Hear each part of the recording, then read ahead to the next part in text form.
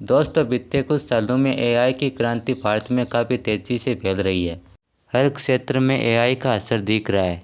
यदि आपको खाना बनाने में कोई परेशानी हो रही है तो आप एआई की मदद ले सकते हैं, या आप किसी प्रोजेक्ट पर काम कर रहे हैं तो आप एआई की मदद ले सकते हैं। दोस्तों, बीते कुछ सालों में एआई इतनी सक्षम हो गई है कि दुनिया के 80% वर्क अब एआई से होने लग गए हैं। अब सवाल यह है कि इंसानों पर एआई का क्या असर पड़ रहा है। दोस्तों, एआई के आने के बाद दुनिया के 37 करोड़ लोगों को अपनी नौकरी से हाथ धोना पड़ा। अकेले अमेरिका में करीबन 19 लाख, चीन में 12 लाख और भारत में 6 लाख नौकरियों पर असर पड़ा। द न्यूयॉर्क टाइम्स की एक रिपोर्ट के अनुसार एआई उन नौकरियों को सबसे पहले निगल रहा है जो रेपिटेटिव और सबसे कम तकनीक वाली हो, जैसे डाटा एंट्री की नौकरी हुई, कस्टमर सर्विस की नौकरी हुई, जूनियर अकाउंटेंट की हुई या एचआर की हुई। ऐसे काम जहां इंसानी दिमाग के जटिलता की आवश्यकता नहीं होती, वहां एआई बड़ी तेजी से बढ़ रहा है।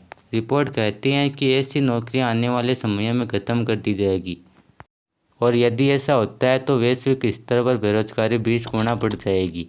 अब सवाल यह है कि एआई ऐसा क्या कर रहा है जो इंसानों से बेहतर साबित हो रहा है।